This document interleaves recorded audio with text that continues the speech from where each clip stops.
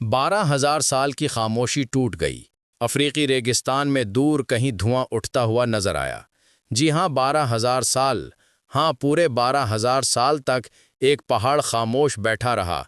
न कोई धुआं, न कोई हरारत, न जिंदगी की कोई निशानी। और फिर एक लम्हा, एक धमाका, और जमीन ने दोबारा सांस लिया। सीन बदलता है, राख आसमान की तरफ उड़ती हुई नजर आती है।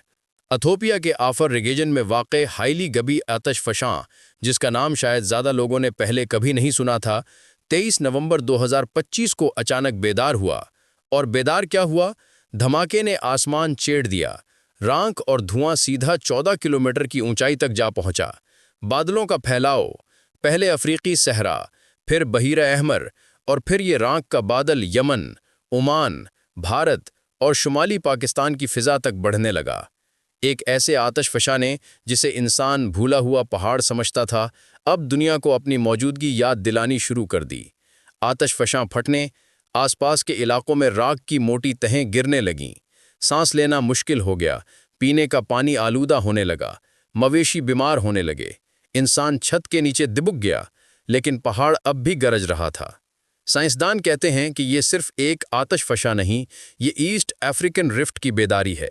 वो जगह जहां ज़मीन की प्लेट्स आहिस्ता आहिस्ता अलग हो रही हैं। एक ऐसा अमल जो कारितों को बदल देता है। और हाईली गबी का फटना इस बड़ी तब्दीली की पहली घंटी समझा जा रहा है।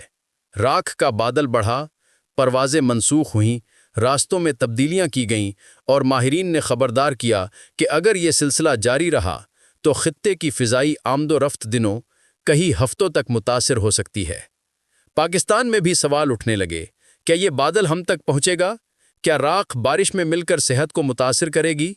माहिरीन की राय मुख्तलिफ है, मगर मौसमियाती इदारे कहते हैं कि कराची जैसे जनूबी इलाकों पर कोई बड़ा असर नहीं पड़ेगा, लेकिन शुमाल में फ़िज़ा कुछ वक्त के लिए धुंधली ज़रूर हो सकती है।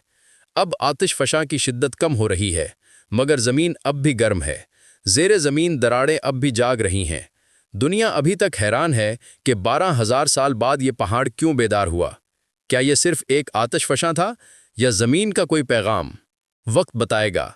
फ़िलहाल इतना ज़रूर याद रखें, ज़मीन जीती जागती है, और जब वो हरकत करती है तो पूरी दुनिया को उसकी आवाज़ सुननी पड़ती है।